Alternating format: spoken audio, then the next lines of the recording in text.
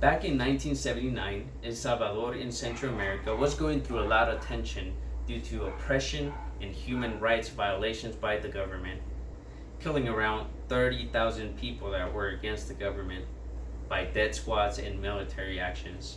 This is how a 12-year civil war began. Many innocent people were killed and many others disappeared.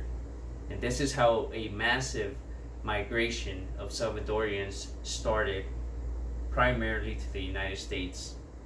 This is only one example of large migration coming to the US, but there are many other current stories that are also life-threatening.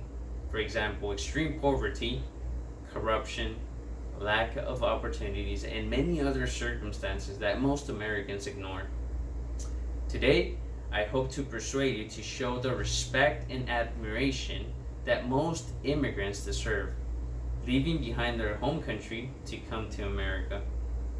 First, we will talk about the main problem. Why is it that people decide to migrate to the US? Second, we will analyze the ways in which the US government influences and affects other countries, causing their populations to migrate. And finally, we will provide realistic solutions for this problematic. First, let's talk about the problem. Why is it that most people come to the United States even risking their lives crossing the border? There's many circumstances. One is persecution and violence. Individuals and families seeking asylum from violence and war usually migrate to the United States in search of safety and stability. If they live in conflict zones, they may be able to obtain a refugee status as long as they meet the requirements, even though these requirements are not the most fair sometimes. Another aspect is politic corruption. Many of these systems are totalitarian regimens that refuse to listen to the voice of the common people when it comes to matters that concern the nation and their well-being. As a democracy, the United States offers immigrants a chance for their voices to be heard. Of course, it doesn't always work the way it was intended to, but the ability to vote is a right and a privilege not given to many people around the world. Another aspect is job opportunities. According to the World Atlas article of June 16, 2020, before the recession in 2009, many people from Mexico came in search of work in the agriculture industry because of the promise of economic prosperity was greater. And despite the myth that most immigrants come to the country to take away the jobs of born Americans, scholars typically agree that immigrants has a positive impact in the labor market. Now that we have talked about the main reasons why people migrate to the United States, let's now talk about the causes. The U.S. contribution to migration. Over the ages, the United States has repeatedly intervened in Latin American countries, overthrowing left-wing governments and propping up right-wing dictators. In the case of El Salvador in the 1980s, a right-wing government was fighting against the Marxist guerrillas, which was the people that were not in favor of the government.